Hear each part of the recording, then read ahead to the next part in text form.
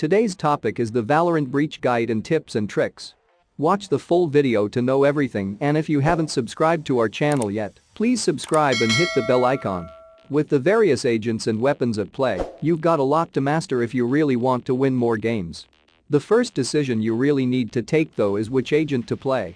If you're going to play Valorant as Breach, you've got a lot to work with. This agent has been called overpowered and made a pretty popular choice on most teams. If you want to make the most out of him though, you've got to master all of the abilities that come with Breach.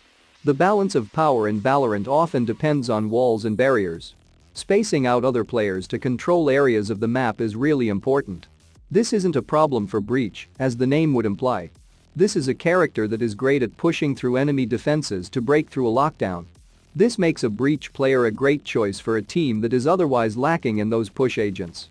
This guide covers the basics of playing as Breach, so you can master this aggressive character. Breach's abilities are some of the more universally applicable. He works great at attack and defense. He is an attacking agent, but also partially support. A support attack is really what you could term him as. He sets his teammates up to take space from enemies, but you do this yourself if you follow up your attacks well.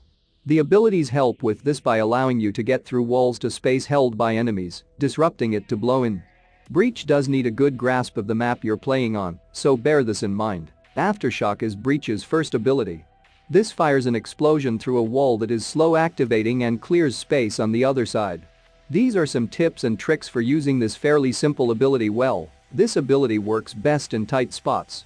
Ideally, you want to hit an area that gives enemies little space to run. Tightly enclosed spaces and interior corners are perfect. This can be used to save yourself from having to peek to check an area. The damage can kill a player that doesn't move. Most players are going to move though. Listen to the sound cues for information about where enemies are before sweeping it. You can only carry one charge at a time, so it isn't the most useful if you hoard it. Defensively, you can just use it to push enemies back and prevent yourself from being rushed, as enemies will flee from it. There is no charge time, so this is convenient to pull out when you're back in a corner. Flashpoint is a flashbang style grenade, and this is by far the best Valorant version of this attack. You can't just throw them in the air, so you'll need to utilize the map to use it properly. You can see where this is going to go off based on the indicator on the reticule of this attack. Make sure this is exactly where you need it, since using the map geometry can be tricky at first. You can carry 2 charges, so this is a good one to buy when you have the cash, even if you end up saving one for another round. This lasts longer than a similar ability from Phoenix, so this is always better for an attack. It has obvious defensive applications too. It sends enemies running back really quickly. You can use it to push enemies around areas and take ground, coordinate with your teammates to make the most out of this. Using it in a rush is a high risk-reward move.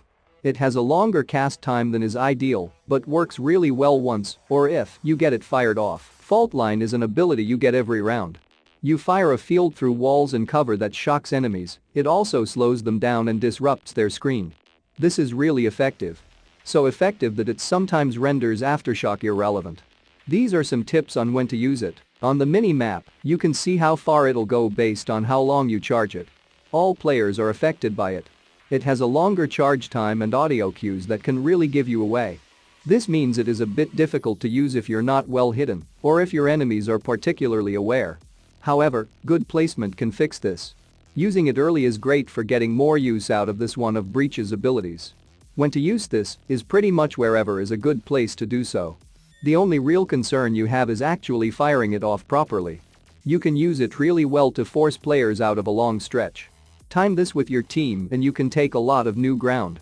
Rolling Thunder lets you fire a long explosion that moves through the map, both disrupting enemies and throwing them into the air. This is a great ultimate ability, and one that really needs your whole team to be on the same page. These are some tips for using Breach's ultimate properly. The minimap shows how far it's going to go, so placement is easy to line up. It also shows up on a minimap, so you don't have to peek to make sure you know where it is at any given time. It can clear an entire lane of traffic, so you can take out a bomb site or block entry to one pretty easily. If you use it against a fairly exposed space, you can disrupt and then take a whole team. Friendly players can get hit by it too. Stay out of the way. This is really important. One thing that really determines if Breach is right for you is communication. Breach, more so than most other agents, needs communication with your team. His abilities can clear entire sections. So, you need a team that can capitalize on them, and one that can actually listen and get out of the way when you fire something off.